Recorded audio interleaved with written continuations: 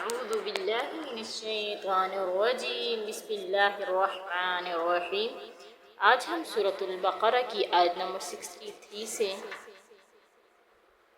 71 تک پڑھیں گے انشاءاللہ العظیم۔ چلیں سبق کا آغاز کرتے ہیں۔ وَإِذْ اور جب اخذنا ہم نے لیا میثاقکم تم سے پختہ عہد، ورفعنا اور ہم نے اٹھایا فوقکم تمہارے اوپر سے طور پہاڑ کو، خذوا پکڑو ما آتیناکم جو ہم نے تمہیں دیا ہے، بقوت قوت کے سبب، واذکروا یاد کرو ما فیہ جو اس میں ہے، لعلکم تاکہ تم تتقون متقین بن سکو۔ اور جب ہم نے تم سے پختہ عہد لیا اور ہم نے تمہارے سروں سے طور پہاڑ کو دور کیا اور کہا کہ جو ہم نے تمہیں عطا کیا ہے کتاب اس کو مضبوطی سے پکڑ لو، جو کچھ اس میں تمہیں نصیحت کی گئی ہے اس پہ عمل کرو تاکہ تم متقین بن سکو۔ ثم پھر تولیتم پھر گئے تم، من بعد ذالک اس کے بعد، فلولا فضل اللہ اگر اللہ کا فضل نہ ہوتا، علیکم تم پر، ورحمتہ اور اس کی رحمت، لکنتم البتہ تم ہو جاتے، من الخاسرین نقصان اٹھانے والے۔ پھر تم اس کے بعد پھر گئے، اگر اللہ کا فضل اور اس کی رحمت تم پر نہ ہوتی نا تو تم نقصان اٹھانے والے ہو جاتے۔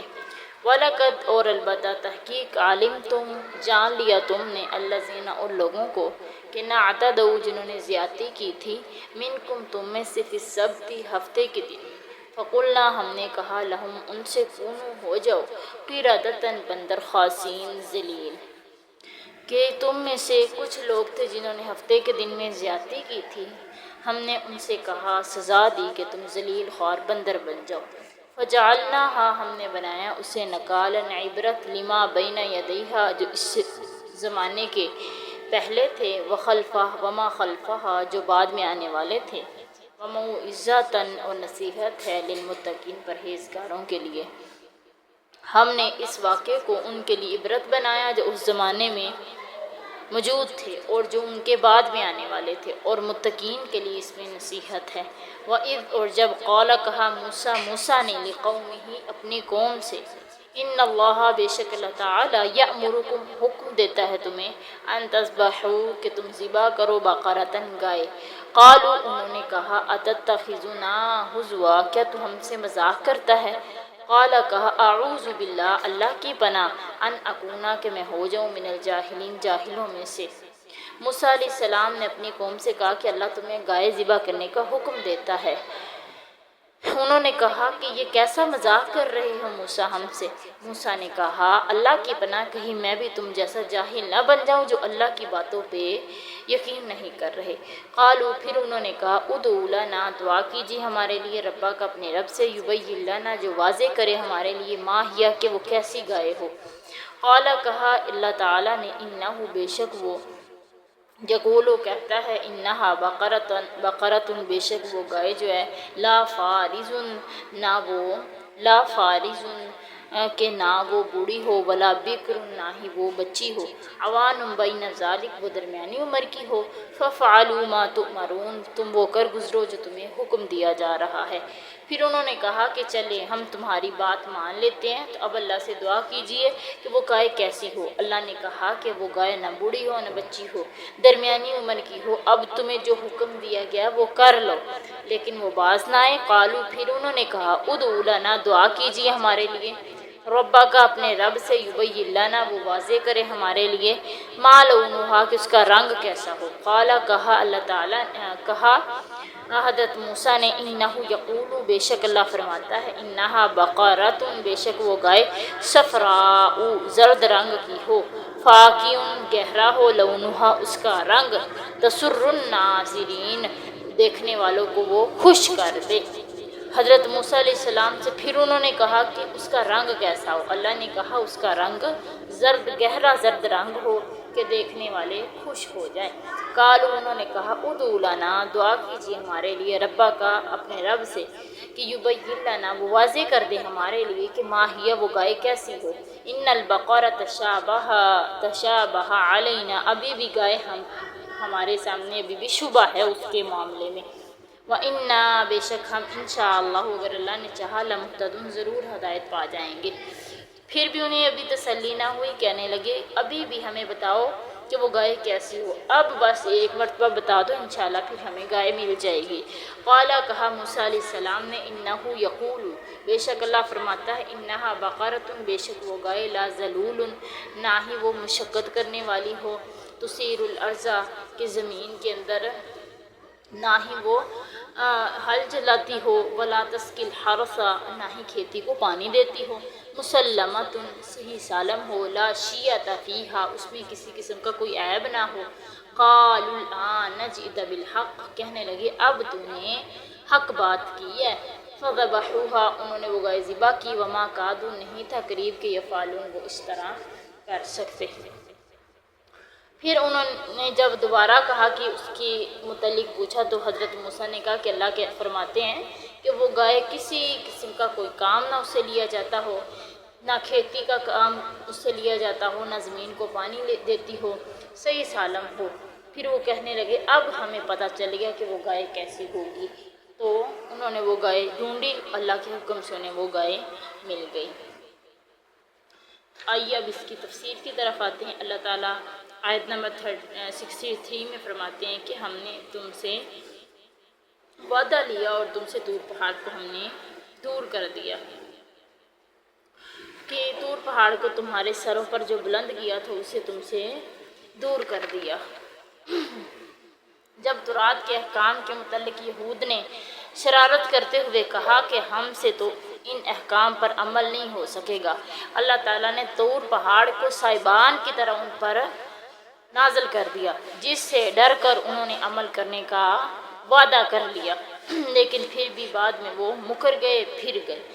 تو اللہ تعالیٰ فرماتے ہیں، آگے فرماتے ہیں ان کی زیادتی بیان فرما رہے ہیں کہ ہفتے کے دن میں لوگوں نے کیا کی، زیادتی کی۔ ہفتے کے دن یعنی سبت کہتے ہیں ہفتے کے دن کو، یعنی ہفتے کے دن یہودیوں کو مچھلی کا شکار بلکہ کوئی بھی دنیاوی کام کرنے سے منع کیا گیا تھا، لیکن انہوں نے ایک حیلہ اختیار کیا، حکم الہی سے تجاوز کیا۔ ہفتے کے دن بطور امتحان مچھلیاں زیادہ آتی تھی، انہوں نے گڑھے کھود لیے تاکہ مچھلیاں ان میں پھنسی رہیں اور اتوار والے دن انہیں وہ پکڑ لیتے۔ تو یہ تین گروہ تھے، ایک تھا جو مچھلیاں پکڑتا تھا، ایک تھا جو مچھلیاں نہیں پکڑتا تھا، ایک تھا جو پکڑتا بھی تھا اور حکم بھی دیتا تھا۔ یعنی تین تھے نا، ایک پکڑتا بھی نہیں تھا روکتا بھی تھا، ایک تھا جو پکڑتا بھی نہیں تھا روکتا بھی نہیں تھا، ایک تھا پکڑتا بھی تھا لوگوں کو بھی کہتا تھا کچھ نہیں ہوتا، آجو آجو ہم اتوار کی مچھلیاں نکال رہے ہیں۔ اللہ تعالیٰ نے دو گروہوں کو بندر بنا دیا، کن دو گروہوں کو، جو ایک پکڑتا بھی تھا اور لوگوں کو کہتا بھی تھا کہ تم پکڑو، دوسرا جو پکڑتا بھی نہیں تھا لوگوں کو کہتا بھی نہیں تھا، کہتا تھا بس جو جس راستے پہ لگا رہے، تو اس کو بھی اللہ تعالیٰ نے بندر بنا دیا۔ جو لوگوں کو منع بھی کرتا تھا، تبلیغ کرتا تھا اور خود بھی نہیں یعنی پکڑتا تھا، اللہ نے اسے نہیں بنایا۔ اور یہ بندر 3 دن تک یہ بندر بنے رہے، 3 دن کے بعد یہ سب کے سب ہی ختم ہو گئے۔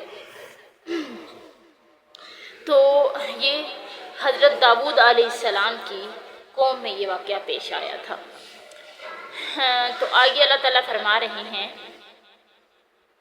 کہ گائے کا واقعہ ذکر کیا جا رہا ہے۔ بنی اسرائیل میں ایک بادشاہ تھا، اس کی ایک بیٹی تھی اور اس کی کوئی وارث اولاد نہیں تھی۔ ایک رات بھتیجے نے کیا کیا، اس کے سگے بھتیجے نے اپنے چچا کو قتل کر کے لاش کسی آدمی کے دروازے پر ڈال دی۔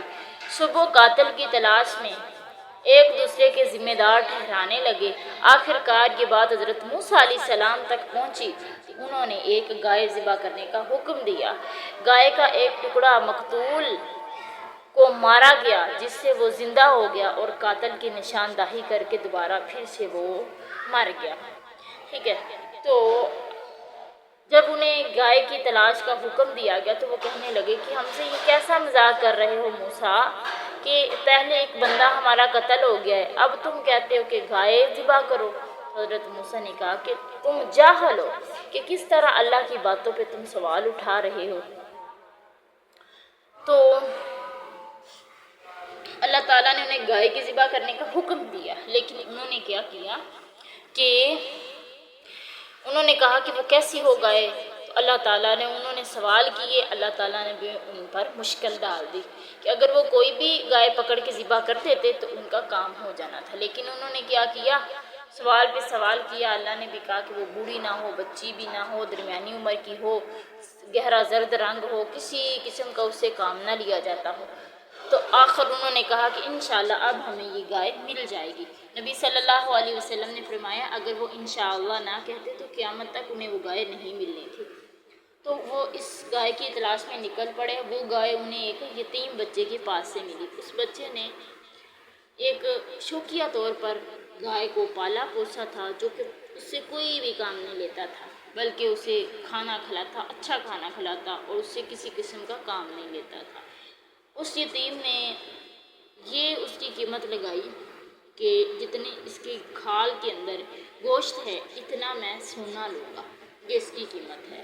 تو بنی اسرائیل نے منظور کر لی، انہیں یہ شرط منظور ہو گئی اور انہوں نے اس کی قیمت ادا کی اور اس کے جسم کے ایک ٹکڑا کاٹ کر مقتول کے جسم کے ساتھ لگایا۔ مقتول نے زندہ ہو کر بتایا کہ مجھے میرے بھتیجے نے قتل کیا ہے۔